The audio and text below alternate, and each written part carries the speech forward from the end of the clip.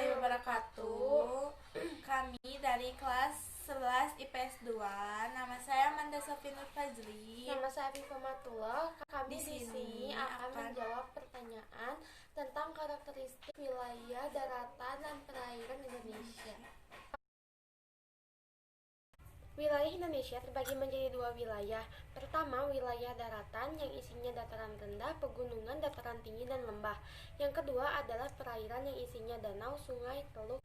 Indonesia termasuk wilayah yang perairannya lebih luas dibandingkan dengan dataran. Bisa dibandingkan dengan angka 3:1. Wilayah daratan merupakan bagian dari permukaan bumi yang tidak digenangi air dan berbentuk padat. Secara umum, karakteristik wilayah daratan Indonesia adalah berupa kepulauan yang terletak di antara dua benua dan berada pada wilayah iklim tropis. Iklim tropis adalah sebutan bagi daerah yang memiliki suhu hangat yang disinari oleh sinar matahari. Iklim tropis berada di garis khatulistiwa. Untuk muka bumi, di daratannya adalah bukit, pegunungan, dataran rendah, dan pesisir. Daratan rendah banyak dimanfaatkan untuk permukiman industri dan pertanian. Ibu kota provinsi Indonesia hampir semuanya berada di daratan rendah dan dekat dengan laut, seperti kota Jakarta, Surabaya, dan Pontianak. Manfaat daratan rendah sebagian besar lahan pertanian, tanaman pangan, dan perkebunan kelapa, padi, palawija, dan tebu.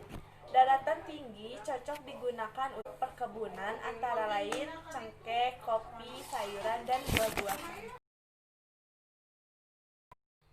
Indonesia adalah negara kepulauan yang besar yang dihubungkan oleh laut-laut. Wilayah Indonesia memiliki perairan yang sangat luas melebihi luas datarannya. Hal ini merupakan modal Indonesia menjadi poros maritim dunia, yang termasuk daerah perairannya adalah laut, danau, sungai, teluk, dan selat. Manfaat pertama, sebagai sumber makanan, laut banyak sekali makanan yang berupa ikan dan tumbuhan lainnya. Yang manfaat yang kedua, sebagai jalur transportasi untuk menghubungkan wilayah-wilayah lainnya. Manfaat yang ketiga, yaitu sebagai sumber tenaga dasar laut, mengandung banyak deposit minyak mentah dan gas alam sehingga dapat digunakan sebagian bahan tenaga transportasi laut. Manfaat yang keempat, sebagai tempat wisata yang sangat populer. Terus manfaat yang kelima, sebagai sumber uap air hujan. Wilayah Indonesia terdapat di poros maritim dunia karena berbatasan langsung dengan negara-negara yang ada di timur laut Samudra Pasifik, barat daya Samudra Hindia, tenggara benua Australia, barat laut benua Asia, sehingga ketika di dalam peta diambil garis yang berbentuk silang, itu adalah poros maritim dunia. Banyak tempat yang bisa dijadikan untuk tempat perdagangan, baik itu hanya dipakai jalurnya, sumber daya alam, atau yang lainnya, karena Indonesia kaya akan sumber daya alam.